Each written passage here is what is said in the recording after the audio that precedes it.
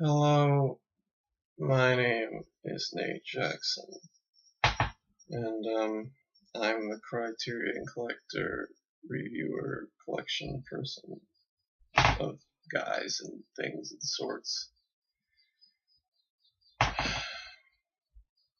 I don't really have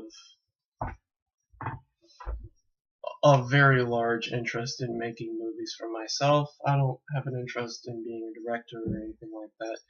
I mean, I've thought about it. I have ideas, but if they don't come into fruition in my lifetime, I'm not, totally broken. Yeah.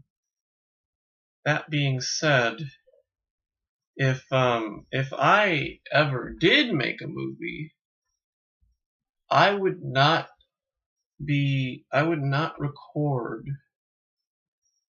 every single detail of said movie, like how I'm directing them, how behind the scenes shots, and I would not piece it together, and I would not let the Criterion collection piece it together into a 3.5 hour hodgepodge of randomness that they have graciously titled The Making of Autumn Sonata, or whatever the name of my film is.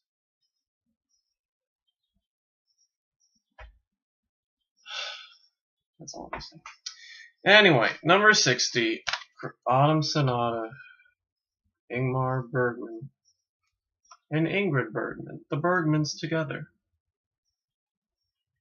But let's put the second disc out of our heads, because let's pretend like it's 1999 and we only have the first edition. It's the first edition, and there's only one disc. I'm assuming there's only one disc in the first edition. I don't know, actually. And we just have this movie made in 1978. It's only 93 minutes long. Simple. It's in Swedish, but it's not a problem. It's only 93 minutes. It's not like The Seventh Seal, where it's just confusing and draggy-on-y and all that. And it actually has, it's actually quite, and it's a bit modern too. So yeah.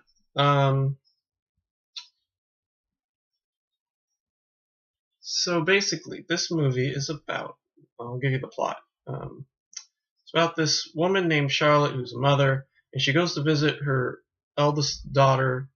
His name's Eva, and Charlotte is a pianist, a classical pianist who knows all these pieces, and it seems like she thinks her life is centered around music, or like at least the pieces she plays and the pieces she hears. Because when she talks about the past, she has a tendency to sometimes relate it too much to the classical pieces. Basically, she goes to visit her daughter, whom she hasn't seen in apparently 7 years. She's been just too busy to talk to them, and she's been very neglectful and all that. And she totally regrets the trip when she finds out that her other daughter, Helena, who is an invalid of sorts, who has some crippling disease, has left her in a wheelchair and almost speechless. She's got a horrendous stutter, and it's hard to describe. It's like she wants to talk, but she's it's like when you start a car and the engine won't start, like a sputter, that kind of thing. But think as if there were speech coming out of her mouth. Yeah, and so Charlotte is dismayed by this because she doesn't want to have to deal with her. And when she finds out she's there, she calls her agent to try and get her out of the trip. But she ends up staying and meeting Eva's husband Victor, and they all have dinner. And it seems really cheerful and all that, or relatively cheerful, with little nuances here and there. For instance, there's one of the most famous scenes is where Charlotte finds Eva's piano, and she asks Eva to play something for her, and she plays this Chopin prelude, I think, and she's like, I was, Charlotte's looking there, and she wants to just tell her off, but she's like, no, no, no, here, I'll play it for you, and she plays for her, and Eva looks at her with this like determined like look that just says, that just says everything, and it's just a stare for like at least 30, 60 seconds or something. It's just at least 30 seconds, and it's just like, that's just knock you out.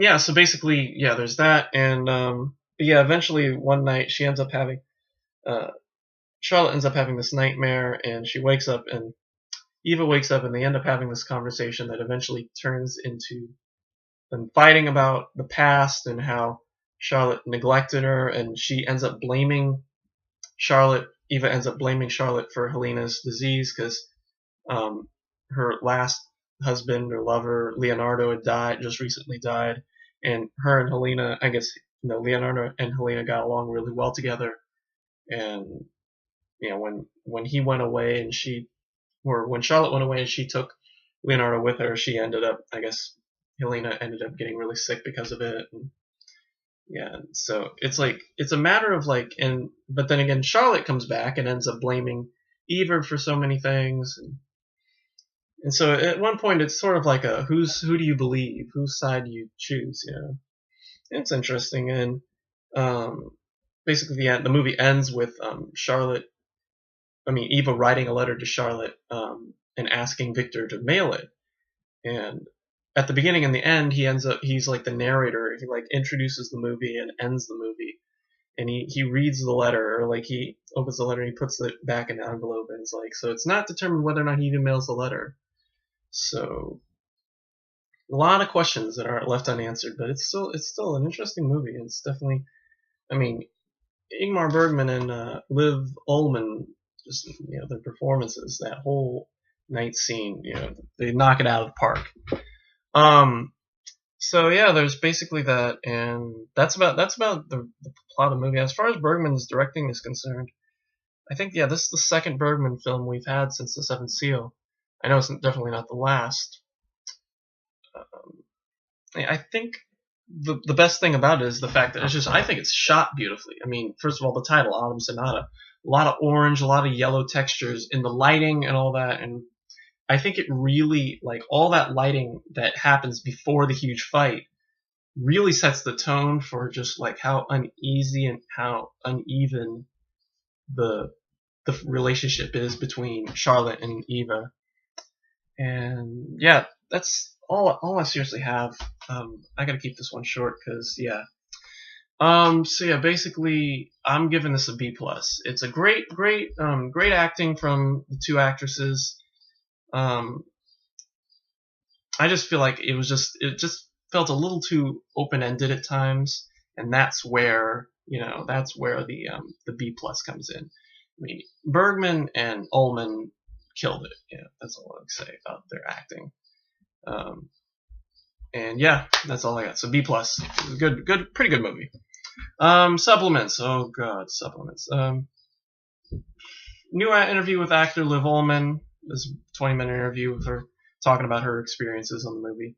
Then there's a 40-minute interview with Ingrid Bergman at the National Film Theatre from 1981. It's a BBC production. She talks about all her films. And the trailer, which is kick butt, it really just is so even more open-ended that it just totally, you don't know what the heck's going on. And then there's disc 2. When I looked at disc 2, after I got it from the library, I said, oh shit.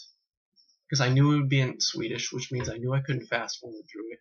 I knew I couldn't put it in double speed and fast forward because I wouldn't know what the heck's going on. Because the subtitles don't come up when you put it in quarter speed. Anyway, basically, it's not worth it. It's not worth your time. It's interesting. It's interesting. Like, if you skip every other chapter, you might get it. You might get it. If you skip, when you see the little subtitles that say, this day, 40th day, 50th day, skip to the next day, and then you'll get enough of it. I think the most interesting scene is like when Charlotte wakes up from the nightmare. That's kind of interesting. And it's interesting to see like the first scene where all the actors are together and they have like this meeting and Bergman's like talking to them. And yeah, it was just a waste. It's just like, well, it's not a waste, but I know there's somebody out here who sat through all 3.5 hours, or actually technically 3 hours and 26 minutes. But after a while, I just couldn't do it. I just gave up. I just started fast forwarding and seeing like, let's see, like I skipped the whole scene where he directs young Eva when she's like talking to her mother in the piano room, and just like, no, I don't want to see this. This is boring. Skip it. But yeah, so yeah, I'm pooped. Totally took the piss out of me, and I'm just, yeah. So B+, Autumn Sonata. I can't talk about this one anymore. But the great thing about everything is that in the end, there's always, like, even though I may have had to have sat through that torturous 3.5 hour documentary, there is a light at the end of the tunnel, and his name is Brian, the babe they call Brian. Oh man, you know, honestly, I don't have anything going for the rest of the day too much, so we may make this a double feature. Go with Brian today. So yeah. Otherwise, we'll do it tomorrow. But more than likely, I think I'm gonna go ahead and do this tonight because I've seen Life of Brian. It'd be very easy to get through it, and yeah, that's just basically. And it's a comedy too. Oh my God, it's a comedy. It's Monty Python. Oh my. Anything after Autumn Sonata. Oh man. Anyway, so that's it from me. I'm done with Autumn Sonata. Don't fight with your mother, and don't neglect your kids. And thanks for watching, and we will hopefully see you later tonight for Life of Brian. And until then, thank God it's over. Goodbye.